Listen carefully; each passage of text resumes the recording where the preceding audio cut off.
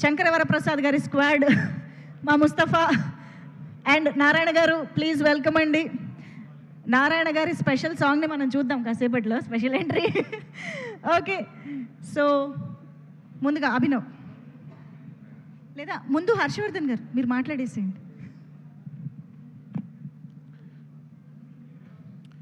నమస్తే అందరికీ. రాఘవేంద్రరావు గారికి నమస్తే సార్, వివి వినాయక్ గారికి నమస్తే.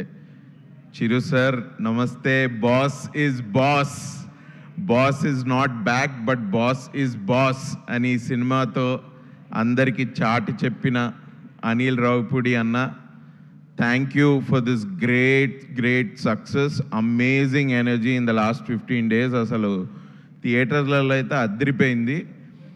చిరంజీవి గారి పక్కన నేను ఎప్పుడు చేస్తానని అనుకోలేదు, బట్ సార్ పక్కన ఇట్లా యాక్ట్ చేస్తుంటే ఇది నిజంగానే సార్ డైలాగ్సే చెప్తున్నారా ఏంటి, ఏం జరుగుతోంది? నాకు అన్ని ముందర సినిమాల డైలాగులు అండ్ సార్ డ్యాన్స్ చేస్తుంటే ఆ పాటల స్టెప్స్ చూసేవాడిని నేను సెట్ మీద ఉండి. మెల్లమెల్లగా అరే బాబు ఒక డైలాగు మనకు కూడా ఉన్నప్పుడు సార్ పక్కన మళ్ళీ ఇట్లానే ఉంటే ఎక్కువ టేకులు అవుతాయి, కొంచెం let me just pull up my socks అనుకొని అలా నన్ను నేను సంభాలించుకొని సార్ పక్కన యాక్ట్ చేశాను. I'm very happy. ఎస్పెషలీ ఆడియన్సెస్కి అయితే thanks a ton for making this film a big hit. Anil అన్న హిట్ మెషిన్ అన్నాను. Sir boss is boss. Thank you sir, thank you.